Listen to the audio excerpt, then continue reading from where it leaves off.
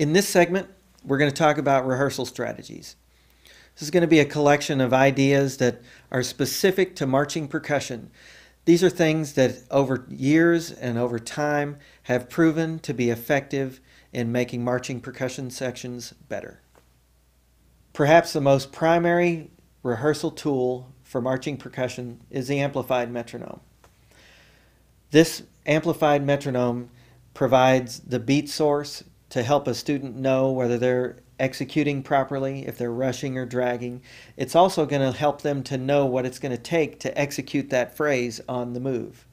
When choosing the metronome for this system, you want to get a metronome that has a bright pinging sound for its main beat source or a chirping type sound.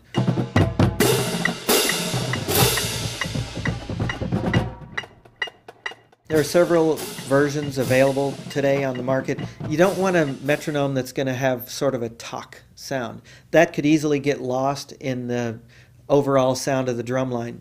You want the players to be able to discern the metronome sound above the sound of the drums that they're playing. Typically, you're going to use a long ranger. There are other brands available on the market, but this is a very compact, portable, rechargeable amplification system. So a good bright sounding metronome along with the long ranger is going to give you everything that you need to provide a metronome and good timing for your ensemble. If you don't have access to that type of equipment, a good synthetic wood block, something that's very durable, is going to be a good alternative. Just make sure that the person who's playing that is listening to a metronome and has steady time. Okay, now let's talk about how you utilize this rehearsal tool.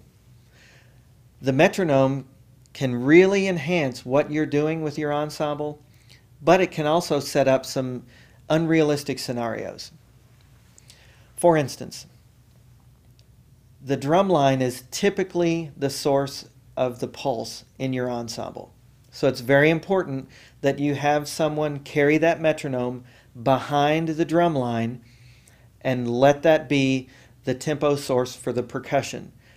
Then the rest of the ensemble can listen to the percussion section. For the people who are on the extreme parts of the form, they're going to have to watch the drum major anyhow to get tempo. So they're not really going to be able to listen to that metronome. If you were to simply place the metronome on the 50-yard line in the back of the field, the amount of distance from the metronome to your players is going to create an unrealistic tempo scenario for the entire ensemble. Those wind players, they're going to hear a beat source that they never hear in the show. So it's very important that the metronome be placed where the percussion is, and it needs to be on the move.